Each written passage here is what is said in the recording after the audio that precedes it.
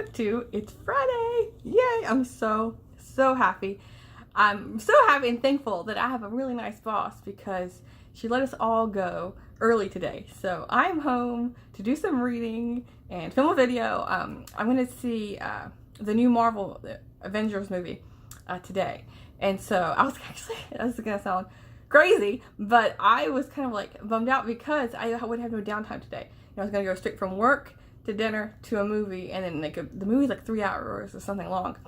And so I was going to be home and be tired, and I was like, there's going to be no time for reading. But thankfully, I think my boss was like just reading my mind today or something, because she lets it all go early, and so I have actually some downtime and some reading time today, which was not expected.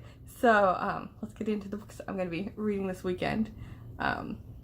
I don't have as many books planned. I mean, I'm still reading a lot, but I don't have as many books planned because it's close to the end of the month, and I really want to get through 2 books in particular that have been ongoing. Well, she's so pretty with her eyes. They've been ongoing all this month. And this one is The Great Hunt by Robert Jordan.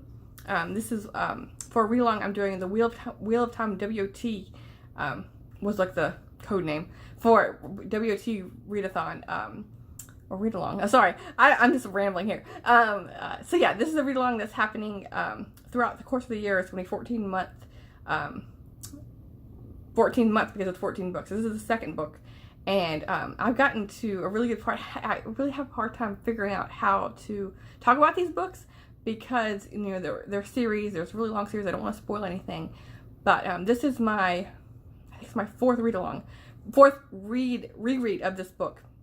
And every time I read it, I find something new.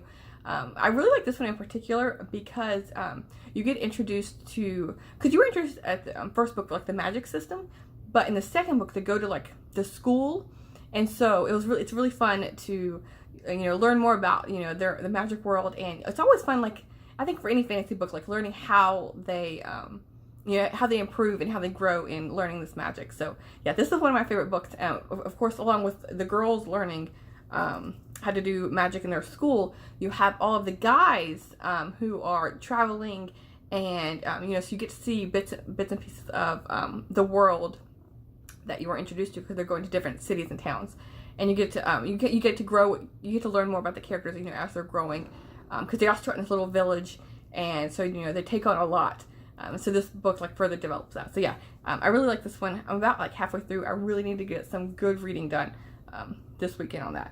And this other one is one I've been reading for Steve Donahue's read along. This is Phineas Redo by Anthony Trollope. This is the 4th book in the Palliser series, and this one is definitely darker than the Phineas Finn. In Phineas Finn, he was very lucky. He was a really happy guy. He was very positive, and he was getting everything he ever wanted. And so in this one, it's almost exact opposite, where things are happening left and right for the worse. So yeah, I don't know how this is going to end. It's a very, very different tone of a book, and so these other 2 are books that haven't been ongoing forever. This is one I meant to read this week, but and I did read some of it, but not as much as I wanted to. So I'm going to be working on this one today and tomorrow. The Hill to Die On, The Battle for Congress and the Future of Trump's America by Jake Sherman and Anna Palmer.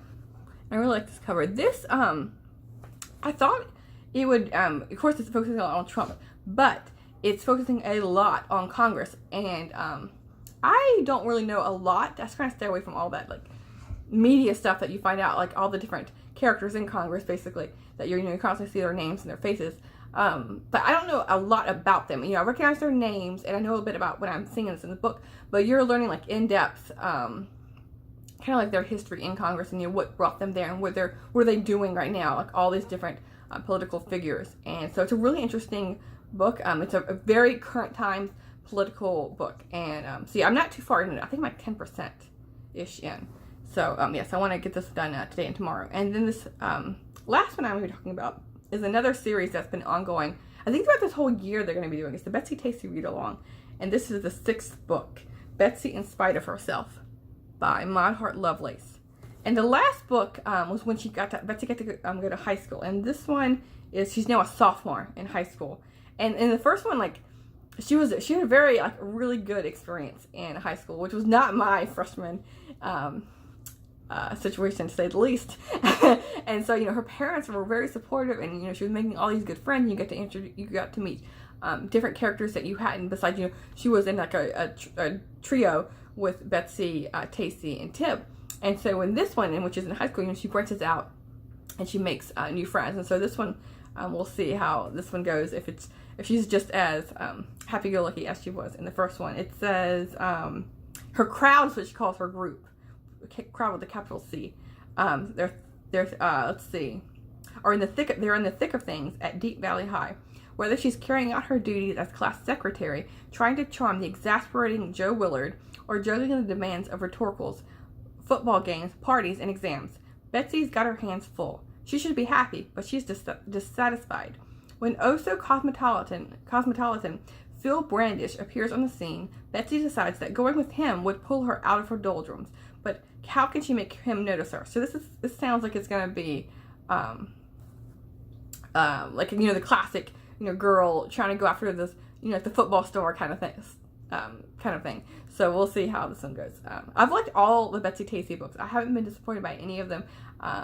They've been really up there in my favorites each month. So I'm really looking forward to this. I was kind of like saving it for the end of the month because I didn't want to read it at the beginning, because then the next one I can't read until May. And so I wanted to pull it off to around this time. So yes, this is what I'm going to be reading this weekend. Other than going to the movies, I don't really have any plans. I'm gonna have lunch with a friend on Sunday. We're gonna try, because I'm vegetarian, and Del Taco. I don't know if a lot of you are familiar with that. It's like a West Coast chain, kind of like Taco Bell.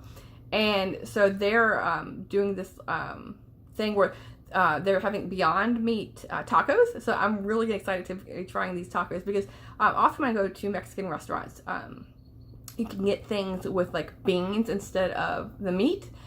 And so this is going to be really cool, where I can actually have like meat and beans on my plate. And so I'm really excited to be trying that. And other than that, I think Saturday we're going to do some hiking. It's been really hot this week, and so I don't know. When it gets to around 80 and up, I do not like going out in the middle of the day. Outdoors wise, I like going early morning. So we're probably going to get a nice hike in early morning, and maybe have like a brunch or something. So I'm hoping to have a really lovely weekend. I'm expecting to be blown away by this movie coming out, because I've stayed away from all the social media things so I don't get spoiled. I'm not really like into this world, or like being a fanatical about it, but I am excited to be seeing this movie. So let me know what you're going to be reading this weekend, and I hope everyone has a really nice weekend, and same goes for myself.